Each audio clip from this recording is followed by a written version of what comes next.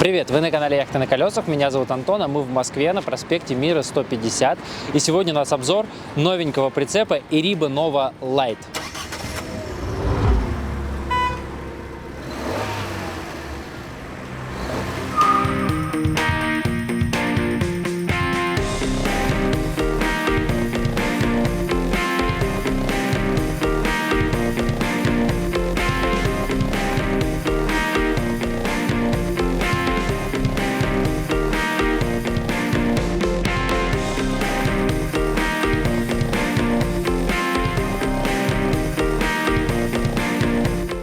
Чем интересен прицеп Iriba Nova? Во-первых, Iriba — это бренд компании Hummer, то есть это такой премиальный сегмент качества. Во-вторых, здесь у нас интересная планировка, 6 спальных мест, но при этом очень просторно. И может быть 6, а может быть 4. Все это удачно трансформируется и, соответственно, подойдет для, например, семьи с большим количеством детей или же даже для двух путешественников очень комфортного расположения. Плюс еще один момент. Прицеп весит 1,5 тонны, то есть у вас есть теоретически возможность, зависит от вашего тягача, но не получать дополнительную категорию БЕ, а просто с Б-категории буксировать его. Идем смотреть внутрь. Я в первый раз столкнулся конкретно с такой планировкой в прицепе, и мне показалась она очень симпатичной. Сейчас будем потихоньку разбираться, почему. Начнем с основной спальни. Она находится в передней части, все достаточно стандартно. Кровать, вот мы видим размеры, ну, обыкновенная в целом такая вот кровать с двумя матрасами, но двуспальная. Но, что сразу необычно, эта кровать расположена выше, то есть у нас достаточно большой багажный отсек. Гараж, не знаю, тут в данном случае скорее багажный отсек, в который мы можем складывать вещи. Как правило, в прицепах такого типа у нас кровать обыкновенная, невысокая, соответственно, под кроватью не так много места, здесь его больше. Но это не единственный момент, почему кровать выше. Следующий момент, слезать не обязательно, как я, у нас здесь есть ступенька, она вот таким образом раскладывается, и вам будет удобно на кровать подниматься. Но следующий момент, почему кровать расположена так, здесь же у нас спрятался столик. Вот таким образом мы попадаем в такую гостиную. Опускаем ногу и все. И вот такая большая обеденная зона. И столик, соответственно, на нормальной высоте, но прячется под кровать. По-моему, очень любопытное решение. Далее, если вам стол уже не нужен и нужно разместить гостей, или же, в принципе, у вас там 6 человек, то здесь вот у нас, на первый взгляд, не скажешь, что есть какое-то спальное место, оно прям полноценно есть. Мы столик прячем под кровать, достаем вот такие вот трубки. Это будут опоры. Кладем их. Раскладываем дощечку основания. Тут надо, правда, ступеньку опустить. Раскладываем дощечку основания. Ну, трубок здесь у нас 3. Даже 4. Нет, 3. Раскладываем вот так вот основание. Собираем, соответственно, матрасы. И получается еще одно спальное место. Да, конечно, это не очень удобно, что людям с верхней кровати надо, по сути, проходить по людям с нижней, если вдруг ночью нужно встать. Но как-то вот так распределяться, я бы сказал, что это такие дополнительные места. Но при этом это полноценная еще одна двуспальная кровать. Прям широкая, ровная, с хорошими матрасами. Не что-то такое там приставное, непонятное из столовой группы, а очень даже вполне себе кровать. Слева на стенке, здесь же в гостиной, у нас выключатель. Включить-отключить разные группы освещения. И далее рукоятка включения печки. Это электрическая печка, которая включается, когда мы подключили сеть 220. Но есть еще и печка газовая. Вот здесь включается печка газовая, но она уже, естественно, у нас от газовых баллонов. В зависимости от того, то есть, где вам нужно топиться, если вы подключились на питче где-то в кемпинге, вы включаете электрическую и ни о чем не переживаете. Если же вы где-то в походных условиях, где-то на природе куда-то выехали все-таки с прицепом или находитесь в пути и решили переночевать, то у вас, пожалуйста, вот есть вот печка, работающая на газу. На газу работает, естественно, не только печка. С противоположной стороны у нас кухня, и тут газовая плита на 3 огня с электроподжигом. И, конечно же, есть мойка, вот с таким небольшим сливом наверху, куда мы там кладем какое-то мыло. Вот насос включается, работает.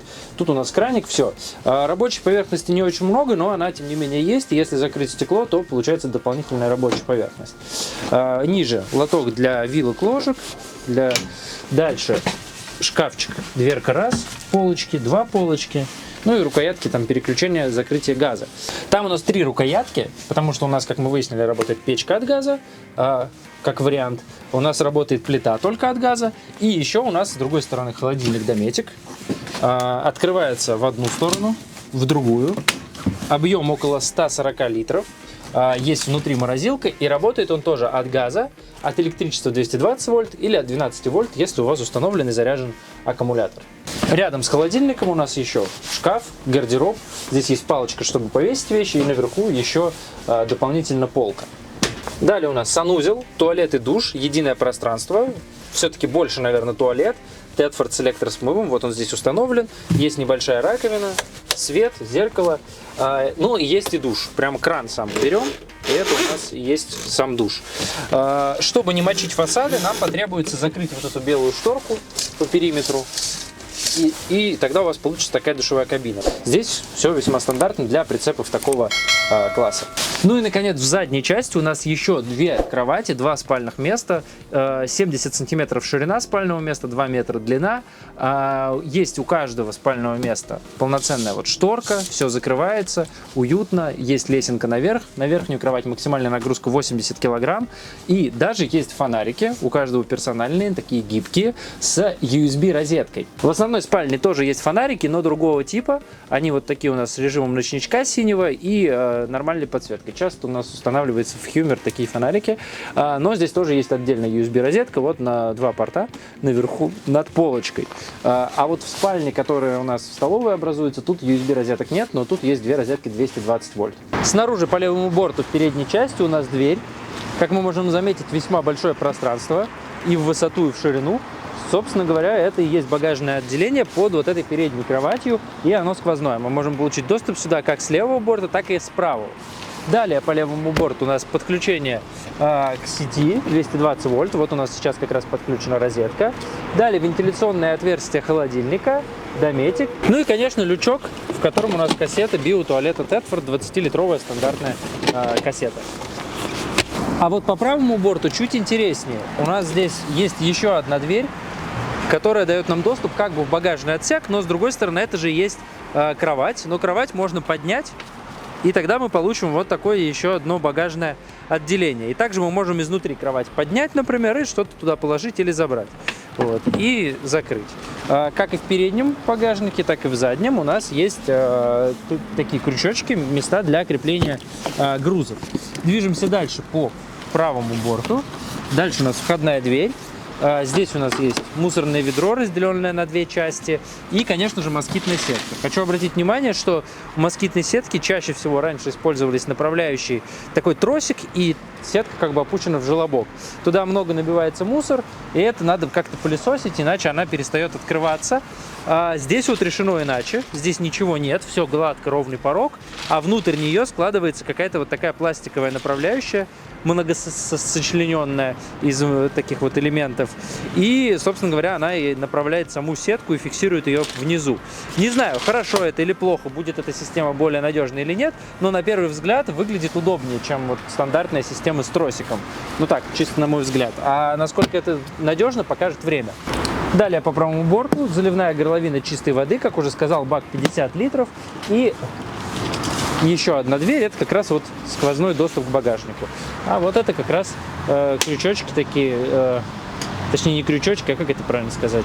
В общем, петельки, в которые мы можем карабином там чем-то зафиксировать груз.